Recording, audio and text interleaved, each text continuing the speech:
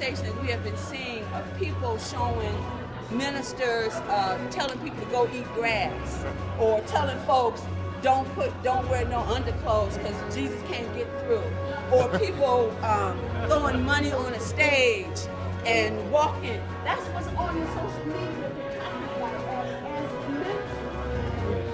We have to interrupt it. So I hope you take this as an opportunity to interrupt it and then help us get better at doing it. 4 minutes for you to be extremely still and very quiet and on the floor. Remember, Black Lives Matter actually hashtag started in February 2012 after Trayvon Martin was here.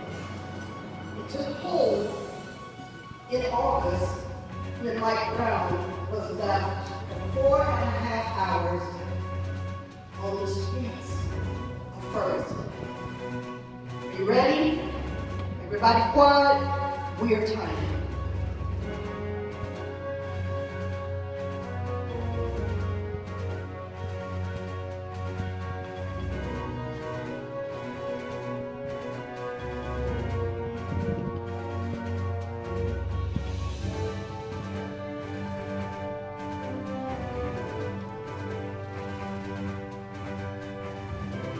Assert is that we hate poor people. We hate poor people because 90% of men in the year prior to their arrest were earning less than $10,000 a year. And for women, it's something like African American men, our health system hasn't really worked well for us. Regardless of where you are in life, whether you're poor, whether you're educated, whether you're well-heeled, our healthcare system hasn't worked well. We need to really create opportunities where black men can get the care that they need in an environment that feels comfortable. But we actually need to look at a few other things though. We need to look at starting health and advocating for health from elementary school all the way through the end of life. And I think it's important that we focus on black men, we focus on the value of education, we focus on the value of moderation, we focus on the value of caring for each other, and I think that's really important to reversing an alarming trend in terms of decreasing life expectancy for African American men in this country. When you're thinking about the criminal justice system, you have to think of two things. You have to think about the laws that are on the books, certainly that's important, and then you also have to think about the effects. And I think what we're seeing in the effects is, frankly, the law is not set up to assist poor African Americans. Our communities are over-policed. I think oftentimes in the United States we think that the reason why there's so many crimes in Black and Latino areas is because Blacks and Latinos somehow or another commit more crimes, and frankly that's not the case. The case actually is they're over-policed. So if we policed any other community, if we policed the white community the way we police the black community, you'd actually see the same impacts. But the system is really set up to look at these minority communities, to over-police them, to pathologize them, to demonize them. And we were talking a little bit earlier about the non-indictments of police officers. I was just telling someone moments ago that Proctor for me is more than a conference. It's more like a family reunion. It's an amazingly supportive network of people all over the country who come together to learn, celebrate, engage one another. It blesses my life. It's hard for me to imagine pastoring without Proctor in my life, because oftentimes with the particular fingerprint of ministry that folks here at this conference embrace, you won't find throngs and throngs of people who line up to say, yes, I want to be a womanist pastor, or I want to be a black liberation preacher. And the restoration of what community looks like, the beloved community that King talks about. And so I keep this with me. I probably memorized it by now, but I just like to have it on. It's a quote from Carlo Freire that says, "The greatest humanistic and historical task of the oppressed is to liberate themselves." The truth of the matter is we can't look for liberation to come from anybody else except from us. And so whatever our work does, it needs to be pointed towards our own liberation. One of the things that our organization has done has been to implement these sacred conversations around race. Because race is the foundation of our country.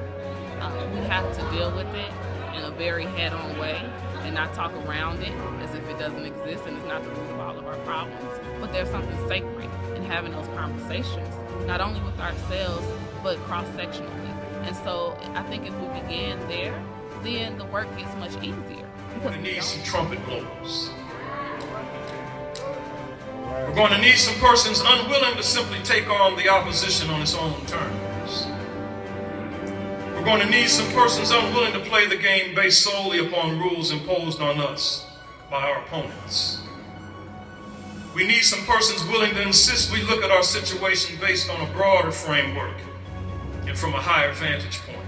The last 3 or 4 months, I've been writing opinion articles on issues that affect Black African Americans as it relates to politics, foreign policy, President Obama, whom I'm very dissatisfied with because I think he's done nothing, or little or nothing to help the African American.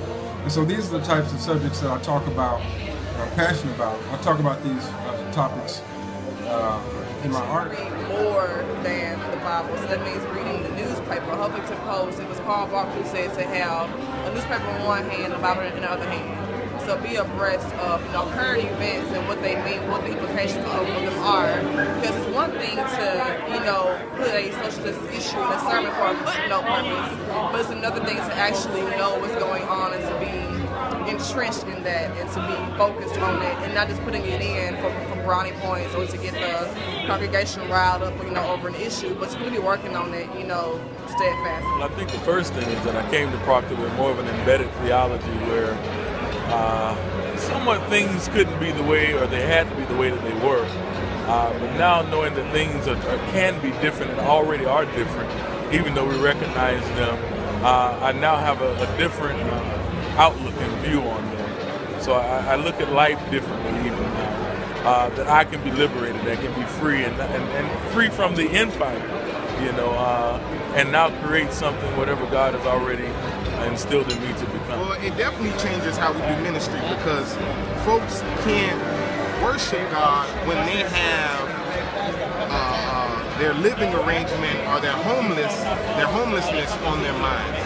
So, or if your children they don't have a safe place to live or a safe place to sleep, that affects all things, even ministry. It's hard to follow God and to be in His will and to attend church when you're hungry.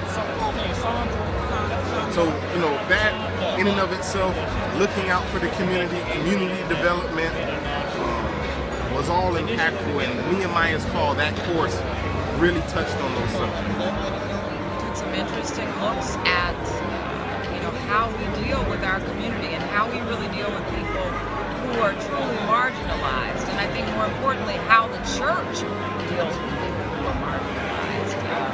Even though in my ministry I work a great deal with that community, I think it just pushed me that much harder to understand that it's not an option to dip in that every once in a while, but that there has to be a consistent measure of faith and time and energy and pedagogy and theology poured into those areas in our life so that our community can be what God calls it to be.